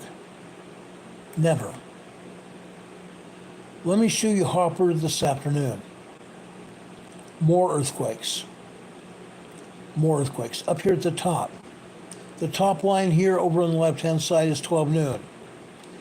All the way over here is about 11 p.m. this afternoon. This is at least a 3.0, 3.3 earthquake sequence here. It lasts about 10 seconds, 10, 12 seconds. Another one about a minute and a half, 2 minutes later. This time, this sequence lasts about maybe 8 seconds. At least 3.0 earthquake here. And you can see these other 3.0 earthquakes here, as well as minor tremors and earthquakes. That is a lot of seismic energy, guys. Hopper, Tennessee, 100 miles west of Morganton, North Carolina, in the Blue Ridge Mountains. Incredible. Let's go over to the east side of the Pneumatic Fault in Tennessee. The Northwest Correctional Complex in Tiptonville, Tennessee. Look what's happening here. We're getting here microquakes, we're seeing tremors here, and we're seeing full-blown 2.0, 2.3, 2.4 earthquakes here. This is busy, but it has been busier here. Just a few weeks ago, we were seeing 3.0 earthquakes all the time here in Tiptonville, Tennessee. This is the east side of the Pneumatic Fault. I want to show you that. It's important. Even the eastern side of the Pneumatic Fault is moving in a big way. This is the same place, but this afternoon. But look, this afternoon, we're actually seeing at least a 3.3, 3.4 earthquake right here. Big time. Several months ago, this whole area was filled with 3.0 earthquakes, and USGS then was denying it happened. And yet we're seeing it here again. This is a federal prison in Tiptonville, Tennessee. The Pneumatic Fault is moving. Let me show you Ridgely, Tennessee. I believe Ridgely, Tennessee is right on top of the fault on the east side. Look here. 7:02 this morning. This is a 3.3 earthquake here. 3.3 earthquake. None of these earthquakes are being reported by the agency. You're not going to see them on the map. They're not being reported. Ridgely, Tennessee. How about Ridgely, Tennessee this afternoon? It's moving. Look at this. Heavy-duty tremor activity this afternoon. This morning we saw earthquakes. Today we're seeing, this afternoon, we're seeing tremors. Folks, the Pneumatic Fault is moving. The Pneumatic Fault is moving. Now, folks, let me tell you something. I've been giving you all kinds of information. All kinds of information. Why? I'm showing you what the agencies are not showing you. The ground is moving, and it's moving in a big way. I do not think we have more than 2 years before we're going to see a 7.0, 8.0 earthquake on the Pneumatic Fault. We're seeing 3.5s, 3.6s, maybe even 3.7 earthquakes on the Pneumatic Fault now. 2 years ago, that wasn't happening. 2 years ago, all we were seeing was 1.5, 1.27, 1.3 tremors. That was 2 years ago. A year and a half ago, all we were seeing is 1.5, 1.7 tremors and 2.0 earthquakes. That was it. In 2 years, we've gone from minor tremors all the way up to 3.3, 3.4 earthquakes at the very least. And the agencies are not reporting it. The agencies are not reporting it. What I'm showing you came from a college seismogram office. This came from the Tennessee Seismographic Office. Why is the USGS not talking about it?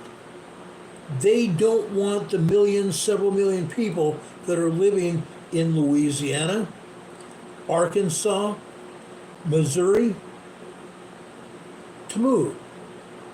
They don't want people in Tennessee or Kentucky moving either. Mississippi, I showed you 3.0 earthquakes in Vicksburg, Mississippi today. 3.0, 3.5 earthquakes in Vicksburg, Mississippi on the eastern side of the Mississippi River, the eastern side of the New Madrid seismic zone.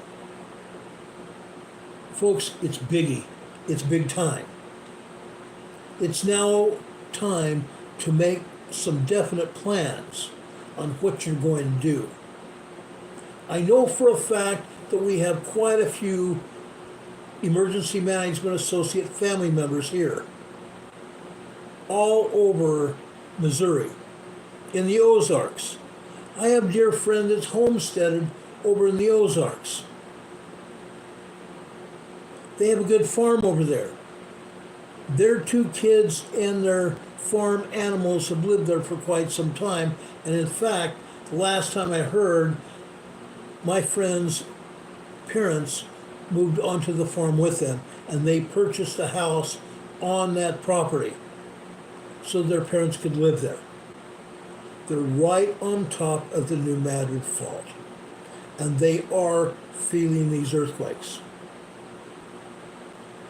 Are you ready? Are you ready to make some emergency plans so you know how you're going to react when the big earthquake happens, or as the earthquakes begin to churn there and get larger? What are you going to do? Many of those roadways in that area are 2-lane blacktop. Many of the highways are 2-lane blacktop. The only multi-blacktop freeways are I-40. I-40. Going from Arkansas over at Little Rock, going into Memphis. Those are 3- and 4-lane freeway system there. And there's a bridge. There's a bridge that spans the Mississippi River there, over the New Madrid Fault.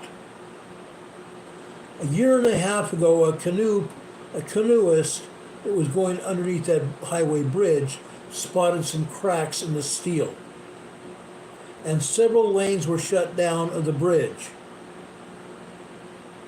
I am hoping they repaired that bridge, because there's going to be a major earthquake. That bridge was not there in 1800, in December 1811 and 1812. All they had was 2-lane horse and buggy paths with great big huge fissures that opened up after the earthquake hit, making travel impossible. They had to go in with shovels and rakes and hose to fix those fissures and fill them up. It took a long time. Now those same horse and buggy paths are 2-lane blacktop, 1 lane in each direction. Do you think you're going to get out of there after that earthquake hits?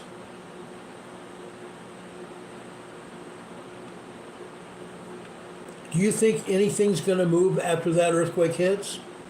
Nope. Wendy, no, this does not line up with Pentecost. It has nothing to do with that. Wendy, please pay attention to what I'm saying. Charlie says that I-40 bridge has been fixed. I'm glad to hear that. I'm ecstatic to hear it, in fact. It was a great freeway. I drove over it. It was a beautiful area. I loved it. But people are going to have to drive that bridge. People are going to have to drive north and south on each side of the Mississippi after that area has been destroyed. Right now we have electrical lines underneath the ground and above the ground. We have gas mains, gas lines running under the ground. What's going to happen? Water lines running underneath the ground as well. All of those lines are going to be severed when that earthquake hits. There's going to be fires. How are the fire departments going to fight the fires when they have no water? The only water they're going to have is what they have on the trucks right then. That's not going to go very far. The fires at the houses, the grass fires, the barn fires, the ranch fires are going to have to be fought from the air with planes and helicopters. Buildings are going to be destroyed. Just like what happened back in December 1811 and January 1812. It's not going to be good. It was sparsely populated back then. The entire fault line from Illinois down to the Gulf of Mexico was sparsely populated. Probably no more than 1,000 people between Chicago and the Gulf of Mexico. That was it. Now that whole area from Chicago to the north to DeRidder, Louisiana on the south has millions of people there. I want to say maybe 20 plus million people. And that's probably being very frugal. That's probably being very frugal. Folks, there's a problem here. There's a problem. I know for a fact from having been in Little Rock for the first New Madrid earthquake drill in 2011. That's a heck of a big town. Probably 1.2 million people are living in Little Rock and in the urban areas of Little Rock, Arkansas. Imagine up and down the entire fault zone. Millions of people are going to be affected. USGS has said that probably no more than 1,700 people are going to be killed. Really? Really? Only 1,700 people being killed. I have a distinct feeling it's probably going to be a lot more than that. And injuries far surpassing anything that anybody can think about. Because the fault is going to crack the entire way, north to south. It's going to hurt. It's going to hurt. Roadways are going to be damaged just like they were damaged before. But this time they'll also be made impassable. The I-40 bridge has been fixed, but only patched, Charlie says. The cracks have been fixed, but only patched. Which means that bridge is probably going to go down into the Mississippi. Cars won't be able to travel. People are going to be dumped off the bridge just like what happened in San Francisco when that 6.9 hit there. It's not going to be pleasant. Do you have an emergency plan on what you're going to do? Are you going to move out of there in the next 6 months to a year? Are you going to move out of the urban area so you at least have a chance? I have a seismogram I didn't even show you of the Ozark Folk Center in north central Arkansas. Today they've had multiple 3.0, 3.3 earthquakes. North central Arkansas. Do you have food? Do you have an emergency supply kit with food and medical supplies? Prescriptions? Do you have insurance paperwork for your home or your apartment that you're renting, your condominium? Do you have insurance paperwork for your car? Your life insurance paperwork? Make sure you have copies of those in plastic 1-gallon baggies that have Ziploc on the top of them to protect them from rain or water of any kind. How about your personal information? Your shot records? How about your other medical records? Your driver's licenses? Your kids' medical records? Your other licenses and certificates?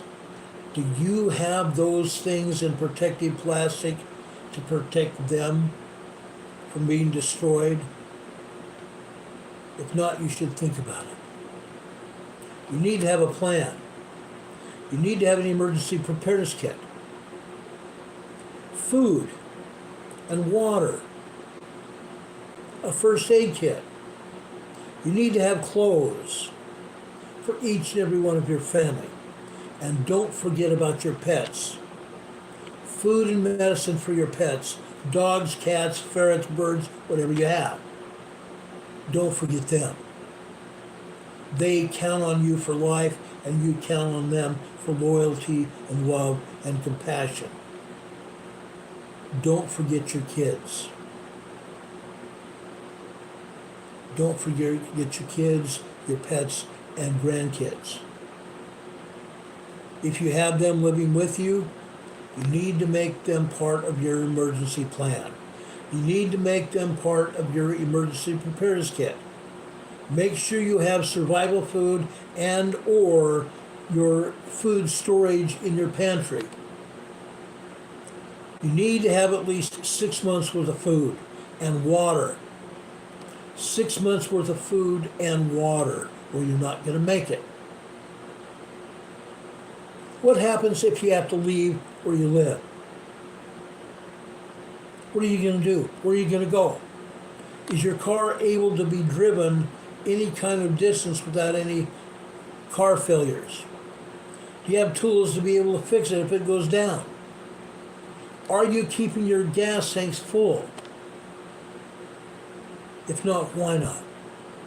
Gas prices are going skyrocketing through the roof, even here. I would urge each and every one of you to make sure your tanks are topped off at least once a week. That way, if you have to bug out and you have to drive out with your car, at least you have a full tank of gas where you're not going to be breaking down on the highways, causing an even more embarrassing traffic jam, or someone might hurt you running into you. Think about it. Make sure you have all this stuff for your car, so if you do have to bug out, you can grab what you have very quickly, put it in your car or truck, and be gone. Make sure you have a way to protect yourself. Tents,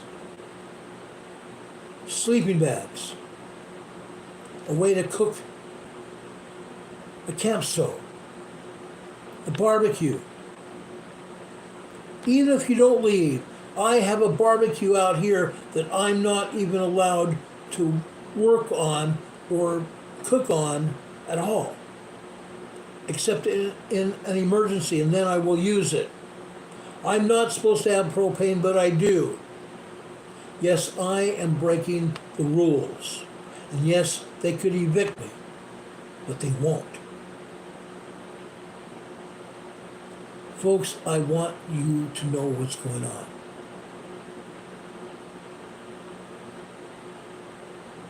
I want you to have everything that you need in case something happens. And it's not if, because it will. It will happen. Diane Kelman's here in the chat saying, I don't think Ron would waste his time warning us if he didn't think it was important. He's not a fake. This is real. And no, I'm not a fake. I am very real. I have spent some 25 to 30 years putting out the voice of warning, helping people get to where they need to go, to make sure they have emergency preparedness kits. I've been talking about emergency preparedness plans for years and years and years. Years. Since the late, well actually mid to late 80s, and ever since then. Back then I was a police officer, and yet I was also filling the appointment of emergency manager for my department. I was still talking to the people I worked with. I was talking to the people that I worked around. I also traveled across the United States doing drills and talks about preparedness. And yes, I'd do it again. If you guys wanted me to go to your community and your community paid me to be there, I'd do it again in a heartbeat. It would cost your community probably close to $1,500 to put me on a plane and put me up in a hotel and pay for my meals. But that's all. I am willing to do whatever it takes to help you. I'm willing to do whatever it takes to help you. And I've done it. I will do it again and again. Everyone, I don't care who you are or where you're at. You all are in harm's way. Guaranteed, you are in harm's way. That's why I'm here every day telling you and showing you what's going on. Because I want you protected. I want you to be able to live through what's going to happen. It's not if, it's when. Charlie says they refuse to believe. I understand that. I have even my own kids that know what I've done. And yet, what are they doing? They're ignoring me for the most part. I raised them to be prepared. Even my own children are ignoring me. Oh, Ron, yeah, it could happen. It could, but it probably won't happen for a while. So we're going to go about our merry way. Yeah. One of my kids lives over here in Tennessee. Am I concerned? Yes. You saw the earthquakes in Tennessee that I showed you today. Carr said, would the upper Midwest feel it or not? Yes, it will. The last time the new Madrid fault went off, they said it was at least a 7.1. Scientists are now saying it was an 8.2 or larger. It rang bells in Washington. It rang church bells in Washington and elsewhere.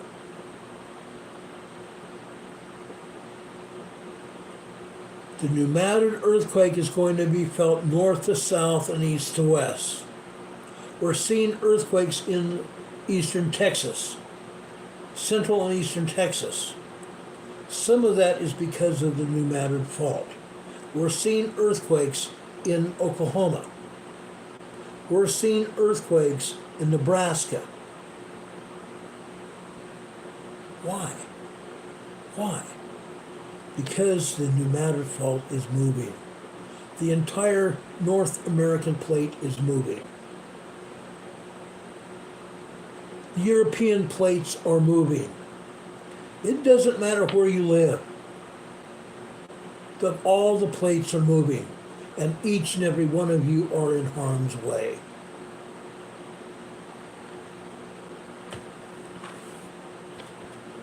I don't want to be hurtful to anybody, and you're not being hurtful to me, except if you tell me to go to hell. That would hurt.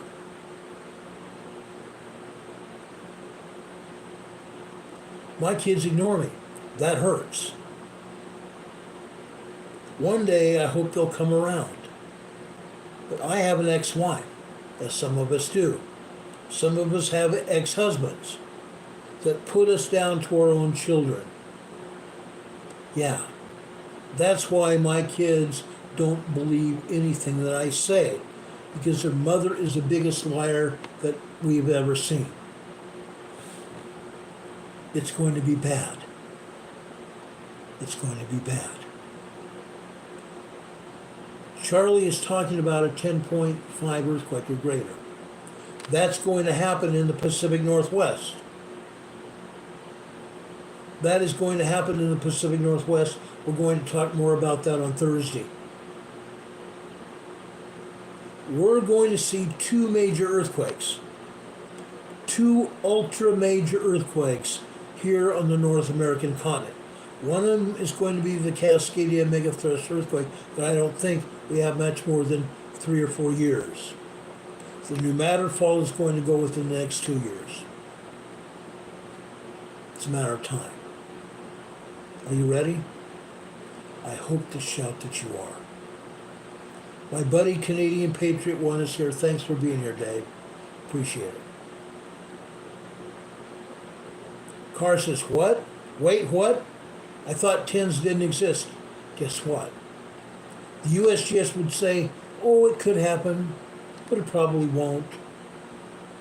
Yes, there's going to be a Cascadia megathrust earthquake.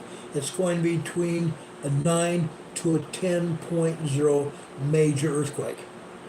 It's going to occur up off the coast of Seattle, either on the Cascadia subduction zone or the further western side of the Juan de Fuca Fault. And that's going to be felt all the way up into Alaska, up and down the area of Alaska and Canada, British Columbia, Canada, and the entire west coast of the United States. The whole area will be destroyed. The Cascadia subduction zone will kick off and trigger the San Andreas Fault. The San Andreas Fault runs all the way through California.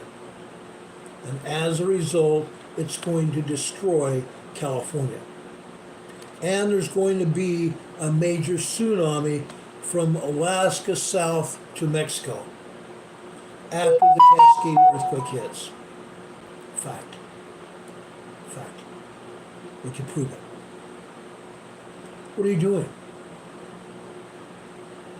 Charlie, who's born and bred, says New York is Babylon. I agree. New York is bad. Each and every one of our countries are having terrorists attack us from within. Terrorists are attacking our countries, causing a civil war.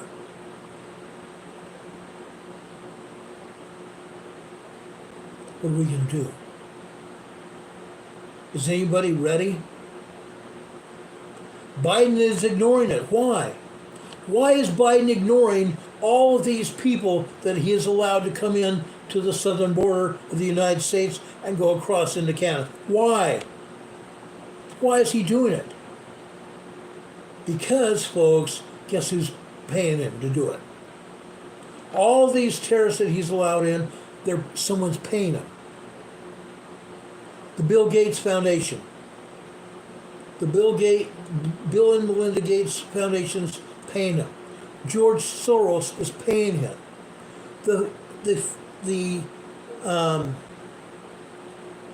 Now I can't remember, the Ford Foundation paying him. Why do you think all these terrorists on all these college campuses and throughout our country have the same kind of tents, the same color tents. Because it's all been bought and paid for by all these dirtbags. And even China. Canadian Patriot One says China. Yeah. Yeah. Diane Cummins says they shouldn't be allowed to vote. I agree. But Biden's going to let them vote because Biden wants the Democrat Communist Party to remain in power. That's what he wants. We may not even see an election here in this country or anywhere else around the world. We may not see it. Yes, Diane says we need voter ID, but that's going to be almost immaterial. Because Biden is not going to allow an election to happen. It's not going to happen. Yes, he wants their votes, but I don't think there's going to be an election. He's already a dictator. He's already there. He's calling President Trump a dictator, but President Trump is not in office. Biden is. Biden and his cronies. That's the problem with Biden. He has all these other people, including Barack Hussein Obama. Barack Hussein Obama.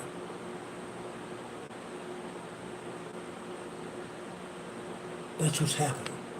Our world is being destroyed. I did some talking with a friend of mine in England. They agree with me. England is also in trouble. Every country in Europe is in trouble, including Greece, Romania, Croatia. They're all in trouble. South America is in trouble. Every country in South America is in trouble. Most of the countries in Africa are in trouble. Japan is in trouble. Australia, all the cities throughout Australia are in trouble. New Zealand the same way. They're all in trouble. Folks, we need to take control of ourselves and our families.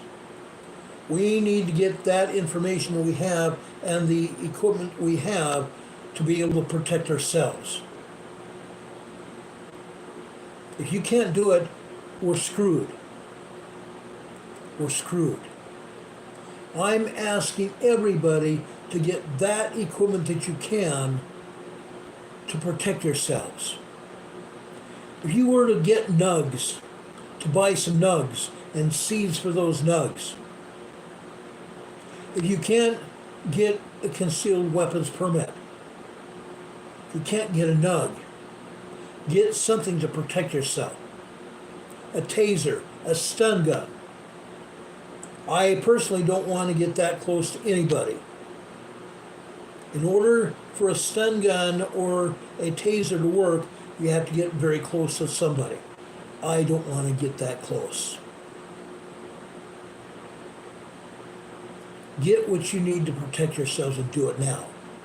Get your emergency preparedness plan written immediately, if not sooner. Get your emergency preparedness kit off the ground and moving. Make sure you have food and water. For not just you and your family, but for your kids who are also members of your family. For your pets who are also members of your family. Please do that. God bless you guys. God be with you. Now, folks, I have one more thing I want to do before we leave today.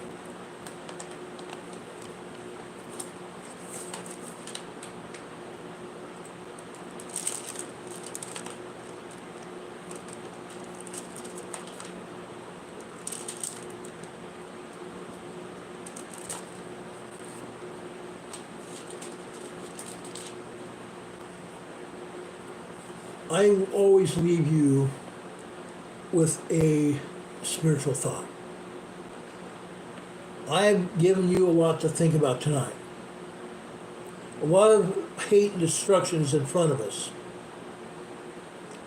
The only thing we have right now is the Lord in front of us to help us lift us up. It's time right now to help each other. and help bless each other's lives. I try to read from the scriptures as often as I possibly can to share important information with you. In Amos, in the Old Testament, towards the end of the Old Testament, Amos chapter 3, verses 7 and 8.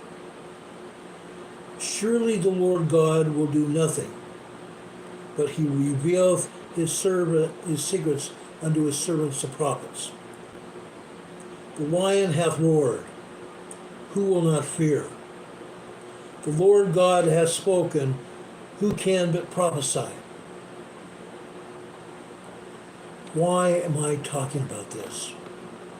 Why am I leaving this program tonight with this scripture? The lion hath roared. Who will not fear?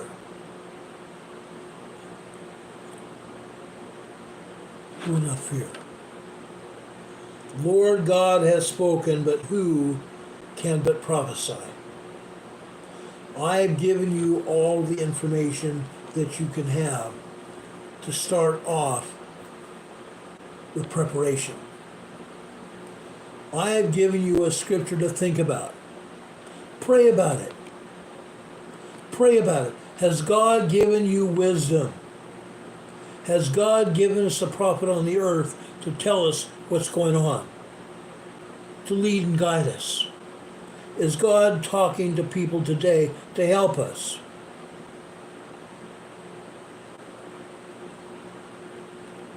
God bless us, that we may find the truth in all things.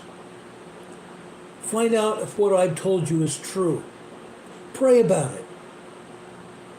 There's a scripture in my scriptures. There's some passages of scripture in my scriptures that tell us if we want to find out the truth, we can pray about it. And if we pray with real intent, having faith in Christ, he will reveal it to us through the gift of the Holy Ghost. And by the gift of the Holy Ghost, we may know the truth of all things. Find out for yourself. Find out for yourself if what I'm saying is not true. If it is true, we have a lot to do, don't we? We have a great deal to do. I don't want to be left out, and I don't want to be someone who's grabbing on for dear life. I want to be prepared. I ask the Lord to bless you and to keep you.